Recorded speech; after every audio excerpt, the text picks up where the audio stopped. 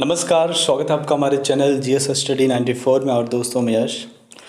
तो दोस्तों, जैसा कि आपको पता है, दैनिक जागरण और जनसत्ता का जो राष्ट्रीय संस्करण का जो संपादकीय होता है उसके बारे में यहाँ पर विचार विमर्श करते हैं और चीज़ों को डीपली बताते हैं। तो जितने भी एस्पिरेंट हैं, जितने भी विद्यार्थी हैं या फिर ऐसे लोग हैं जो डिबेट जैसे चीज़ों में रुचि रखते हैं, तो ऐसे लोग हमारे चैनल को सब्सक्राइब कर सकते हैं। और किसी प्रकार की कोई भी दिक्कत हो तो आप बेझिझक बताइएगा, हम आपको अपना सेल फ़ोन नंबर भी दे देंगे और कोई भी क्वेरी हो आप मुझसे डिस्कस कर सकते हैं, ठीक है। तो आप लोगों के जो कम्प्लीमेंट आते हैं हमारे लिए इस लेख से संबंधित, उसके लिए मैं शुक्रगुजार हूँ आप लोगों का, ठीक है। तो चलते हैं अब आगे। और एक मोहतरमा हैं तैयबा करके, सॉरी अगर नाम गलत हो गया हो, तो आपने कहा था मेंस के लिए वीडियो बनाने के लिए, तो थोड़ा सा क्लियर कर दीजिए मेंस के लिए कैसा वीडियो बनाना है, ठीक है। क्लियर नहीं हो पा रहा है ना, थोड़ा स्पष्ट तरीके से आप बताइएगा तो मैं उस पर विचार करूँगा और ज़रूर जो भी हमसे होगा, जो भी प्रयास, मैं आप लोगों के लिए साथ खड़ा रहूँगा, ठीक है। तो आगे चलते हैं। ये देखिए, लिखा है संजय गुप्त जी ने, जो एक महान विचारक हैं और हमेशा कोई न कोई लेख लेकर आते रहते हैं। और जो आज का इनका लेख है, जो विचार है जिन पे हम डिस्कशन करने वाले, वो है राम मंदिर पर दुराग्रह का प्रदर्शन। तो इस कंटेंट के माध्यम से समझ गए होंगे जो इस समय सबसे कंट्रोवर्शियल मैटर है, जहाँ पर हिंदू कुछ और कह रहे हैं, मुसलमान कुछ और कह रहे हैं, पर जो समझदार, जो पढ़े लिखे लोग हैं उन पे ज़्यादा फोकस करिए। देखिए, देखिए जहाँ पे रिलीजन का मैटर होता है वहाँ पे लोगों का आस्था का प्रतीक होता है, उसमें बहुत ज़्यादा कोई टिप्पणी नहीं करनी चाहिए। दोनों पक्षों को आप रखिए, उसके बाद आप निकल आइए। आप व्यक्तिगत यदि आप वहाँ पर टिप्पणी करते हैं तो आपके लिए भी ये प्रॉब्लम क्रिएट हो सकता है। तो यहाँ पे लिखा है सीधे सीधे कि कुछ लोग ऐसे भी हैं, यहाँ पे हिंदू मुसलमान की बात ना करके मैं सीधे सीधे कहूँ, कुछ लोग हैं जो इस राजनीतिक जो मंदिर निर्माण, जो भूमि पूजन हुआ है उसका वो राजनीतिकरण करना चाहते हैं, राजनीतिक रोटियां सेकना चाहते हैं, अपने फ़ायदे के बारे में सोच रहे हैं। वो चाह रहे हैं कि हिंदू और मुसलमान राइट्स हो जाए, कि ये जो गवर्नमेंट है उसके ऊपर एक और कलंक लग जाए। तो ऐसे किसी भी मानसिकता के लोगों से आप दूर रहें और अपने परिवार को भी ऐसे लोगों से दूर रखें तो ज़्यादा बेटर होगा आज के समय में। तो चलते हैं दोस्तों आगे। यहाँ पर देखिए, लिखा है लगभग 5 सदी की लंबी प्रतीक्षा के बाद अयोध्या में राम मंदिर निर्माण का भूमि पूजन समारोह संपन्न हो गया। कोविड महामारी के बावजूद इस समारोह ने दुनिया का ध्यान आकर्षित किया। स्वाभाविक रूप से एक बड़े वर्ग ने इस समारोह का स्वागत करते हुए राम के प्रति अपनी श्रद्धा व्यक्त की। वहीं खुद को वामपंथी, सेक्युलर और लिबरल कहने वालों ने इस दिन को भारत के लोकतांत्रिक मूल्यों पर आघात करने वाला दिन बताया। तो कुछ ऐसे भी हैं हमारे समाज में, हमारे देश में, प्रदेश में, जो लोग कह रहे हैं कि सीधे सीधे लोकतंत्र का अपमान हुआ है, लोकतंत्र जैसे मूल्यों का खिलवाड़ हुआ है। ये इसलिए हुआ है क्योंकि राइट नहीं है, अधिकार नहीं है कि आप एक कंट्रोवर्शियल जो डिस्प्यूट था मंदिर निर्माण को लेकर, उसमें कई सारी चीज़ें जो लंबित है। पर मैं उन लोगों से पूछना चाहता हूँ, जब सुप्रीम कोर्ट जो अपीली संस्था है, जो निर्णायक संस्था, जब उसने कह दिया, उस डिस्प्यूट को समाधान कर दिया, तो फिर ऐसे लोग कहाँ से निकल के आ रहे हैं? जब आप बात करते हैं संविधान के माध्यम से, देश के कानून के माध्यम से देश संचालित हो रहा, व्यवस्थाएं बनाई जा रही हैं, फिर ऐसे लोगों को आप प्राथमिकता क्यों दे रहे हैं, जो लोगों का काम ही अनाप शनाप बोलना, और इन्हीं के अनाप शनाप के चक्कर में दोस्तों निर्दोष लोग मारे जाते हैं। मैं आपको बता दूं, तकरीबन जब से बाबरी मस्जिद का मैटर आया है, तकरीबन मैं 500 साल पीछे जाऊं तो तब से तकरीबन 70 से 75 बार हिंसाएं हो चुकी हैं हिंदू मुस्लिम के बीच में, और तकरीबन 2 से 2.5 लाख लोग मारे जा चुके हैं। तो मैं उन लोगों से पूछना चाहता हूं कि आप लोग कहाँ थे? आप सोचिए, किसी भी एक नेता का कोई बेटा मारा गया क्या? नहीं मारा गया, क्योंकि वो अपने बेटों को विदेश में एजुकेशन के लिए भेज दिए हैं और हमारे बच्चों को वो लोग यूटिलाइज़ कर रहे हैं इन्हीं सब कार्यों में। तो आप लोग सचेत रहिए, आपका बच्चा कहाँ जा रहा है, क्या कर रहा है, इस पे एक पैनी नज़र अवश्य रखिए। क्योंकि दोस्तों, यदि आपको आगे जाना है, डेवलपमेंट अगर आप चाहते हैं, तो किसी भी डिस्प्यूट से आप दूर रहें। और जो भी आप बात कहना चाहते हैं सोशल मीडिया पे कहिए, पर वो बातें ज़्यादातर अच्छे शब्दों में, अच्छे आचरण के साथ, लोकतांत्रिक बातें होनी चाहिए, तब लोग आपको तवज्जो देंगे, आपको लोग मानेंगे। यदि आपकी मानसिकता पहले ही बन गई कि नहीं मैं तो दंगा कराऊंगा, ऐसा कुछ भाषा का प्रयोग करूंगा, तो सरासर आप गलत हैं। उसके बाद देखिए, देश के सांस्कृतिक धार्मिक मूल्यों से कटे हुए इन लोगों ने यह साबित करने की भी कोशिश की कि इतिहास 5 अगस्त को एक ऐसे दिन के रूप में याद रखेगा जब बहुसंख्यकवाद को थोपने का काम किया गया। ऐसे दुराग्रही लोगों की सोच बदलना मुश्किल है, क्योंकि उनकी सोच बहुत संकुचित है। इस सोच के मूल में है उनकी शिक्षा दीक्षा। यह वर्ग पाश्चात्य संस्कृति से इतना अभिभूत है कि वह अपनी संस्कृति और उसकी मान्यताओं से परिचित ही नहीं होना चाहता। इसी कारण वह राम मंदिर की महत्ता को नहीं समझ रहा। मैं आपको बता दूं, राम हैं, जिसे कुछ लोग कल्पना मानते हैं, काल्पनिक बातें कहते हैं, कुछ लोग उनके अस्तित्व के ऊपर ही सवाल खड़ा कर दिए हैं। ना, राम कुछ है ही नहीं, इतिहास में कुछ मिला ही नहीं। तो बता दें दोस्तों, जो आज हमें इतिहास पढ़ाया जाता है ना, उस इतिहास के पीछे बहुत सारी कमियां हैं, बहुत सारी चीज़ें पार्शियलिटी की जा रही हैं। आप जब ऐसे तमाम तरह के जो आक्रांता थे, जो विदेशी लुटेरे थे, उनके बारे में एक चीज़ बताऊं, जब उनके देश में जाएंगे तो इतिहास में उनके देश के लोग उस इतिहास को नहीं पढ़ते हैं जहाँ पर उनका नाम लिखा होता है। वो एक अलग इतिहास पढ़ते हैं। पर हमारे देश में जो हमारे देश के बड़े बड़े सूरवीर, जो एक सर्वोत्तम पुरुष, जानते हैं कभी भी राम को भगवान का दर्जा नहीं दिया गया। उन्हें एक पुरुषोत्तम बोला जाता है, कि मतलब जो पुरुषों में उत्तम हो। चलिए, अगर आप भगवान नहीं मानते तो कम से कम पुरुष के हिसाब से तो चलिए। उनके द्वारा जो त्याग दिया गया था, जो चाहे राजपाट के बारे में हो, मतलब ऐसे कई सारे उन्होंने त्याग दिए। मतलब तमाम तरह के कष्ट होने के बावजूद जिस तरह से उन्होंने अपनी ज़िंदगी जिया, जिस सादगी के साथ, ये व्यवहार में आप लोग इम्प्लीमेंट करिए कि सत्य जो है परेशान हो सकता है, कभी पराजित नहीं हो सकता। तो उनके जिस तरह के आचरण थे, जिस तरह से उनका नीति था, राजधर्म था, आपको पता है, जब वो रावण का वध करते हैं तो उसके बाद कई सालों तक वो पाश्चात्य करते हैं, पश्चाताप जिसको बोला जाता है। ये इसलिए करते हैं क्योंकि जब कोई व्यक्ति उनसे पूछता कि आप ऐसा क्यों कर रहे हैं, तो कहते हैं कि देखो, मैंने जो वध किया है, मैंने एक भक्त का वध किया है, और भक्त होता है, ठीक है। तो एक मैंने शिव भक्त का वध किया, इसलिए मैं पाश्चाताप कर रहा हूँ। तो सोचिए, ऐसे गुण थे उस राम के अंदर, और आज लोग कह रहे नहीं राम हिंदुओं के थे, मुसलमानों के नहीं थे। नहीं, राम सबके थे। जब इंसान राम राज्य की कल्पना करता है, ये जैसे कि महात्मा गांधी जी ने कहा था कि मैं इस देश में राम राज्य लाना चाहता हूँ। राम राज्य का मतलब ही होता है त्याग, कठिन परीक्षा, अपने वसूलों की पहली प्राथमिकता, दृढ़ निश्चय, ये सारी चीज़ें होती हैं। ये मतलब नहीं कि हम हिंदू ला देंगे।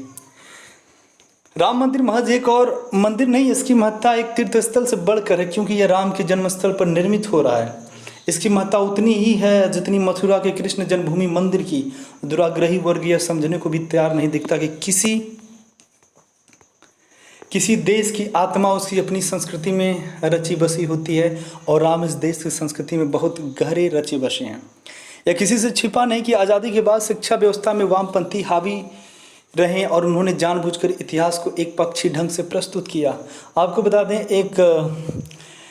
सोचिए, ऐसे लोग हैं, इस्लामिक लुटेरे हैं, जो गजनबी की बात करते हैं, बाबर की बात करते हैं, औरंगजेब की बात करते हैं, और कुछ लोग हमारे देश के ही अंदर हैं जो इस बात को बड़े मजबूती के साथ रखते हैं कि हाँ वो लोग ऐसे किए हैं, अच्छा था। याद रखिएगा, ऐसा कोई भी व्यक्ति सही नहीं हो सकता है, भले वो आपके संप्रदाय से जुड़ा हो।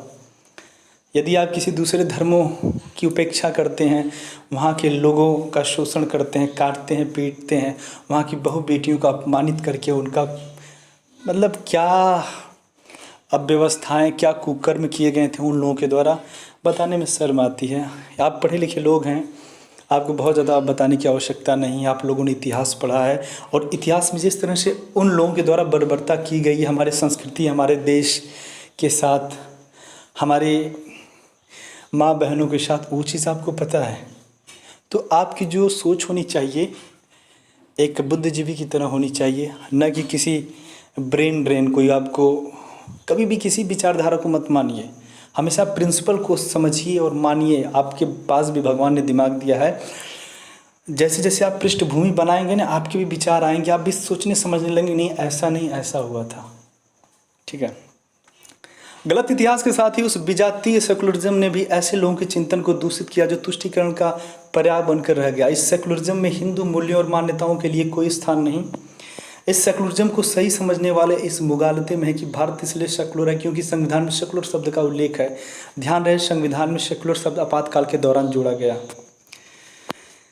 और मैं आप लोगों से पूछना चाहता हूँ, सेकुलर शब्द कब जोड़ा गया, उसे आप ज़रूर बताइएगा। यदि इन्फॉर्मेशन हो तो कमेंट में जाके आप बताइएगा किस सन में और क्या क्या जोड़ा गया था।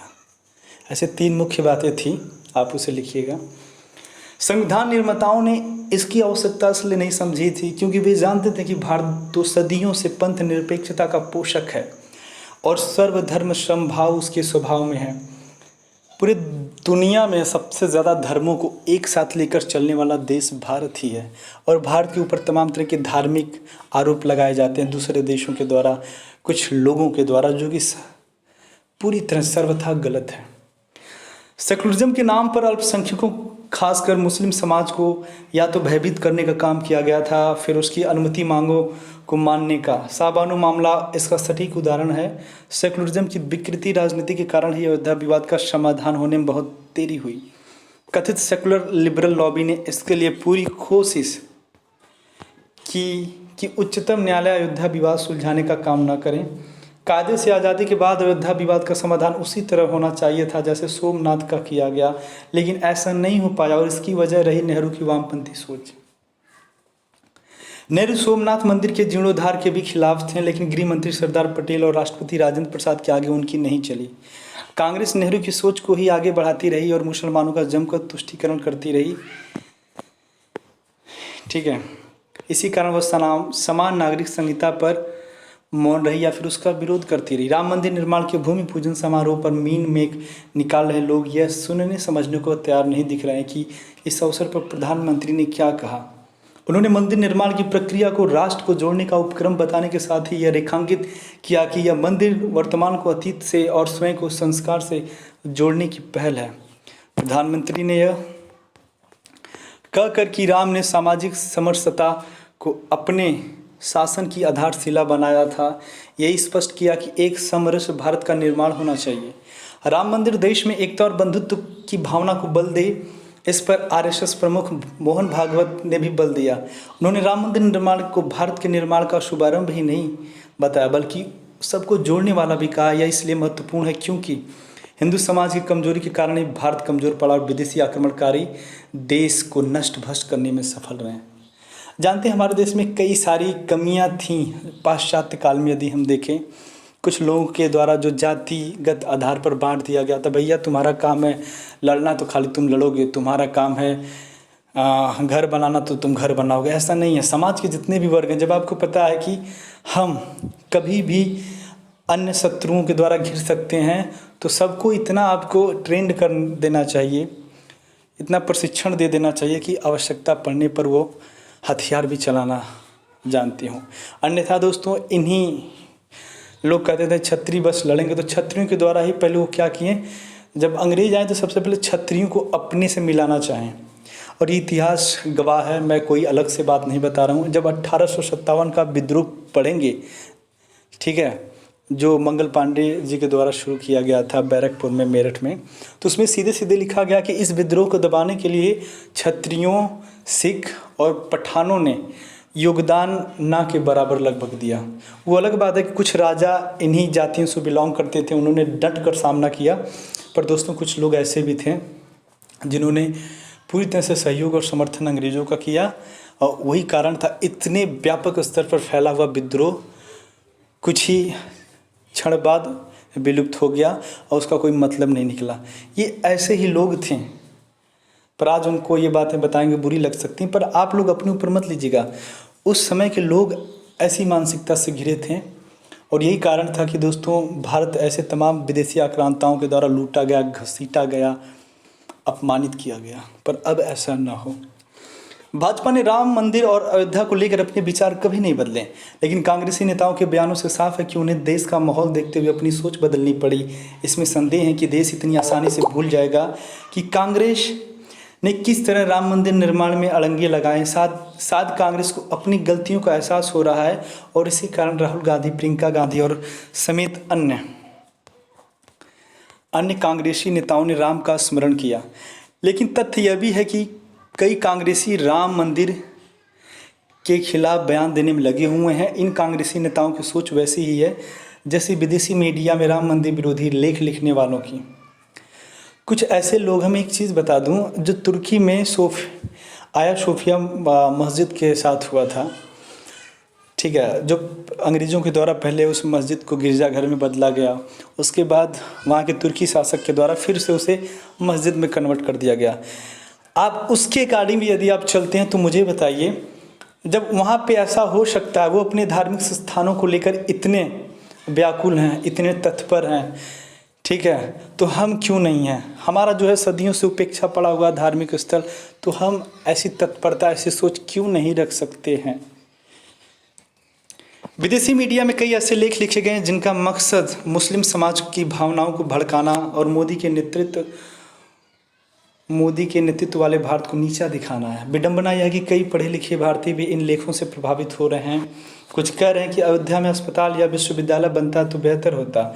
आखिर राम जन्मस्थल पर ही अस्पताल या स्कूल बनाने की जिद क्यों? क्या अन्य स्थलों पर उनके लिए जगह का अभाव है? सवाल यह भी है कि क्या अयोध्या विवाद ने इस पर रोक लगा रखी थी कि देश में अन्य कहीं अस्पताल या स्कूल न बने? क्योंकि राम मंदिर के खिलाफ एक वर्ग विश्वमन में लगा हुआ है और अंतर्राष्ट्रीय मीडिया भी यही काम कर रहा है, इसलिए सरकार को कूटनीति के जरिए यह सुनिश्चित करना होगा कि यह वर्ग न तो माहौल ख़राब करने पाएँ और न ही देश की अंतर्राष्ट्रीय छवि धूमिल करने पाए। निसंदेह राम मंदिर निर्माण का दायित्व श्री राम जन्मभूमि तीर्थ क्षेत्र ट्रस्ट का है, लेकिन इस मंदिर के खिलाफ दुष्प्रचार की काट करना सरकार की जिम्मेदारी है। हर भारतीय को भी समझना होगा कि जो अपनी संस्कृति का निरादर करते हैं वे कहीं आदर नहीं पाते। यह सबकी जिम्मेदारी है कि हिंदू संस्कृति और समाज अपनी खामियों और कुरीतियों से मुक्त हो। यह तभी होगा जब राम मंदिर निर्माण के साथ ही चरित्र निर्माण की प्रक्रिया को भी बल दिया जाएगा। तो दोस्तों, आज के लिए इतना ही। नमस्कार। पर याद रखिएगा, यदि आपके पास कोई विचार हो, आप एकदम मतलब स्वतंत्र होकर अपना पक्ष रखिएगा, इसमें बहुत बड़ी बात नहीं है।